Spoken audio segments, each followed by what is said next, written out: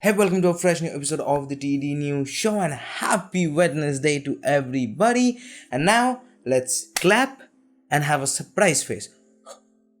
And I'm doing this because this was the first comment on the last video and I haven't slept for like last 48 hours and I also don't know how to do this intro. So hit the like button. And now let's talk about some tech news. And let's start the show with Xiaomi. And wait a minute. This is the first time I think ever in my channel's history that I started a news episode with a smartphone story. This cost, like, this needs to celebrate. Like, I need to celebrate this. Like, so whatever background music is going on, let's just like boost it for a few bit. Like, yeah, now let's talk about the story. So Xiaomi introduced its new hypercharge tech, and with that you can charge your phone from 0 to 100% under 10 seconds. Like, as per Xiaomi's testing, they got it like a few fraction of seconds over 8 minutes, and that's crazy. And the crazier thing is that they are doing it with a 200-watt charging brick. Like 200. That's a little bit effed up, to be honest. So let's say it together. Xiaomi to the moon. But hey, not all of us can afford to fly to the moon, right? We have to fly in Earth's sky. Well, that rhymed.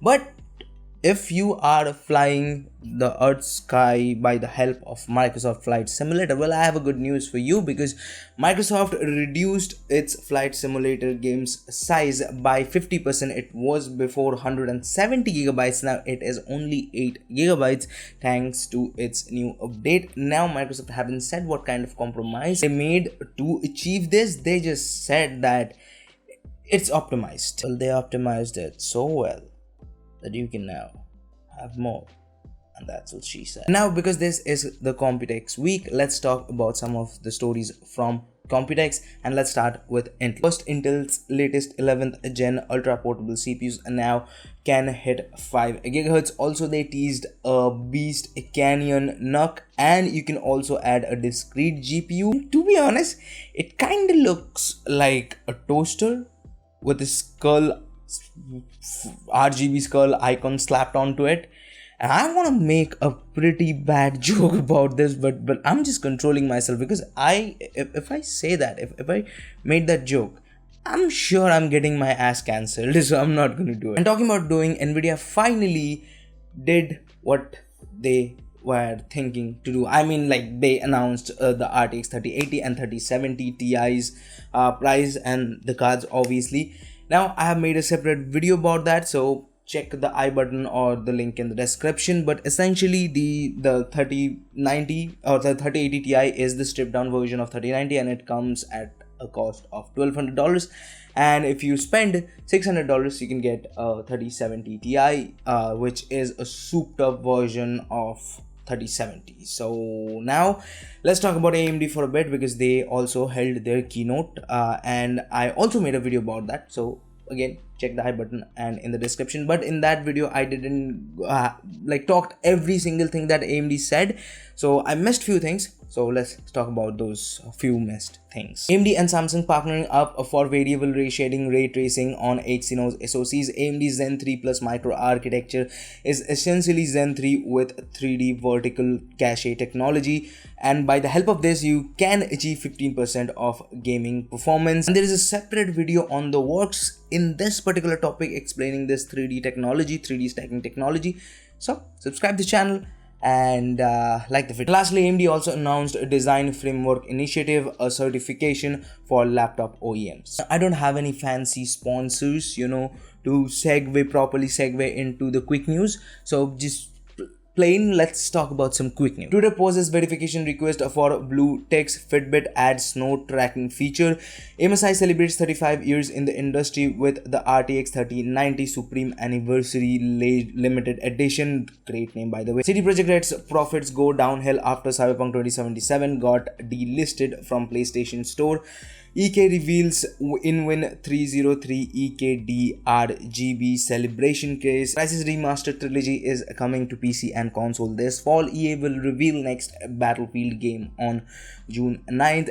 Apple TV comes to NVIDIA Shield device. That was all for today's techie stuff, and if you want to know more about any of the stories, all the links are linked down in the description. And I know there wasn't a lot of stories today because this is the Computex week, so like most of the major stories are surrounding Computex, and I already made videos about those, so you know, check the description. Now let's talk about some of the stuff I like, starting with David Lynch. Dune is coming to Blu-ray this year, August.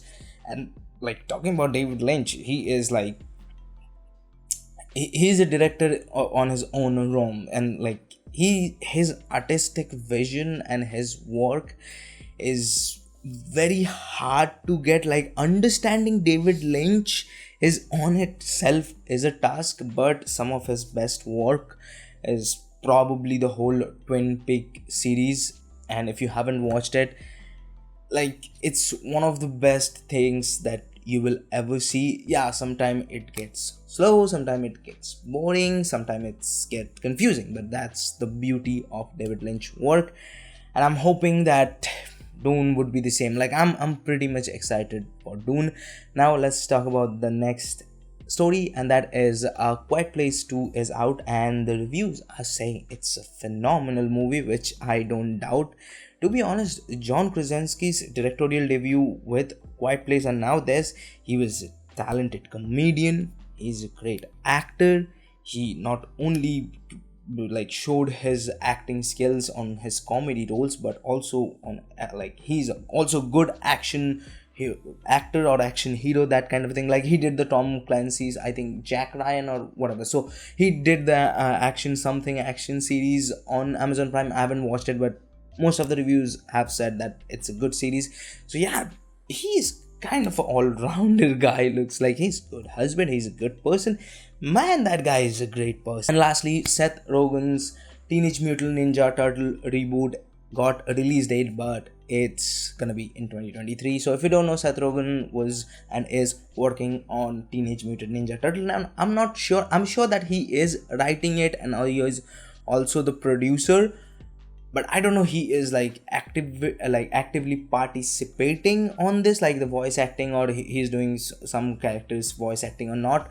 But like, Teenage Mutant Ninja Turtle was my jam back in the days. And also the director, or like I think the director of Gravity Falls is gonna direct the Teenage Mutant Ninja Turtles. And if you haven't watched Gravity Falls, like, it was like borderline kid show. Like, it's like it was just a hair away to becoming a adult show, and it aired on Disney Channel, you know, the cute little Disney Channel where you see that mouse with big ears. Yeah, that Disney Channel.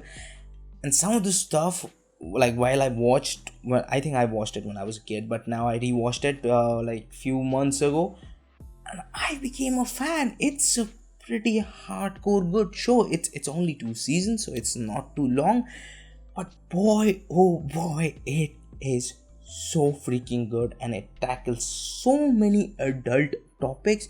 I was surprised to see that Disney even aired this kind of show. But again, like, there are some of the historically great shows that, like, not Disney appropriate. Like, this show or this episode isn't appropriate for you guys anymore, because this video is ending. This is the end of this video. So if you liked it, hit the like button. If you don't, leave it a dislike. Although, remember, you would hurt me pretty bad. I'm already hurt. I haven't slept for 48 hours. So yes, if you dislike this video, I'm gonna get hurt.